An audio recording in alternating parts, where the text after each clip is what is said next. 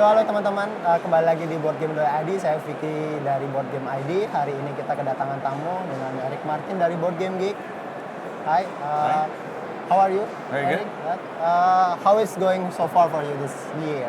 Excellent. Essen. I mean, it's a huge show as normal. Yeah, They've yeah. doubled the space over the past 6 years. Okay. There's a lot more to see. Yeah. And most of the show I spend running around to see what I have not seen before. Yes. I'm always curious to see what people are creating.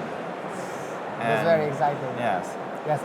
Did this year have any differences from the last year, or maybe several years ago?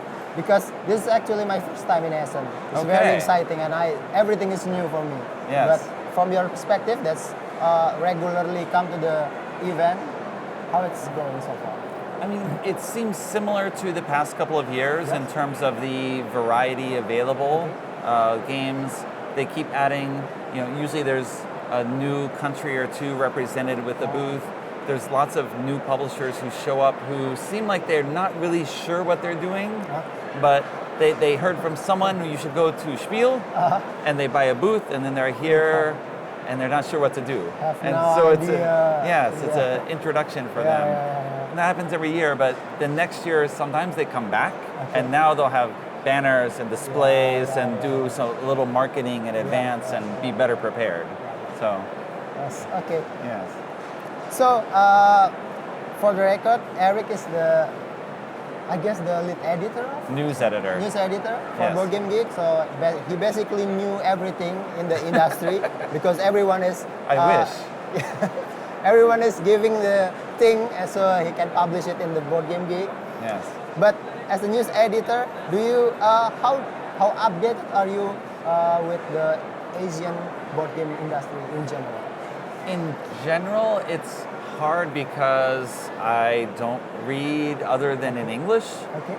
but I follow a lot of Japanese designers and publishers on Twitter and look through and then translate and try to find things.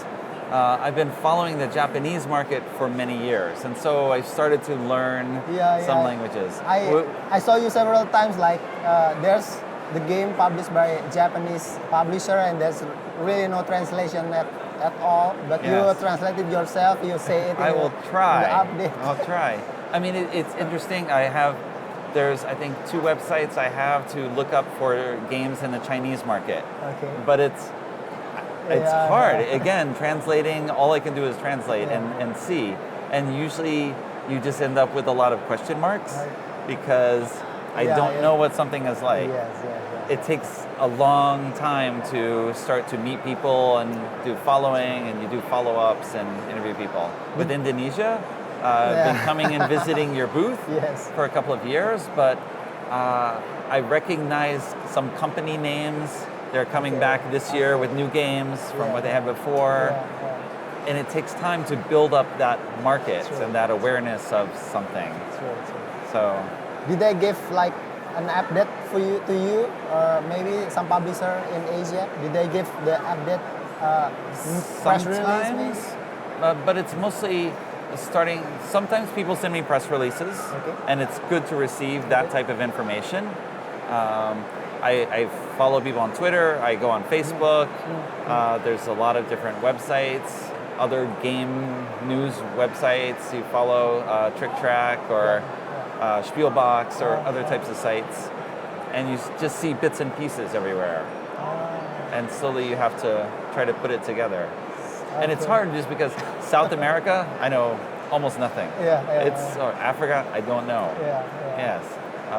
Middle East, a little bit. And then outside of Japan, Asia is sort of, I'm not sure. So basically, if you're no people like reaching for you to provide the news, you look it for yourself. Yes, I try to see as much as I can because I'm curious. Okay. Yes. So how do you see the growth in the market for the Asia? So of course, if you compare to the European or the US market, it's in a very early stage, but it's growing, right?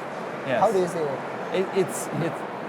It's definitely a developing game market, I remember I visited China in 2017, and the Chinese edition of Neuroshima Hex had at that time had sold 1,000 copies.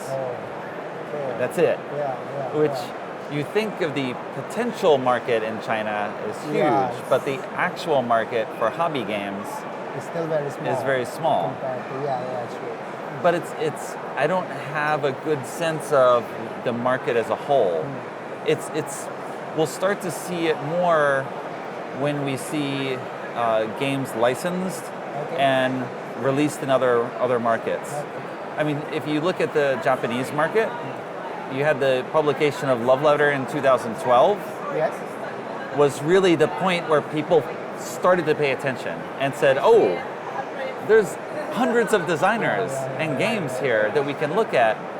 And now, I recently went into a Barnes & Noble bookstore in the United States, and they have a copy of Pastally on the shelf from Masaki Suga from Analog Lunchbox, which he had released in Japan the year before.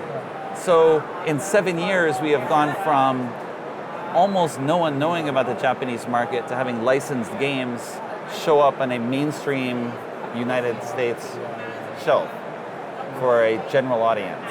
And so it's interesting to see that sort of development and awareness in there. So it can happen relatively quickly. 7 years. You know. Not That's also overnight. happened in Indonesia, actually. Yeah. But what do you think the Asian games are different compared to like European design games? I mean, is there any like the? Again, I can mostly speak only of the Japanese market because Okay, I've not. it's okay. It's okay. Typically, they're very small card-based designs. Okay. Often bluffing, trick-taking, secret rolls, werewolf style. Word game, party game, because they all fit in a very small space, which kind of fits with. I've done Airbnb and stayed in Japanese apartments, which are very small, so you are not typically having, big games there. A very small design.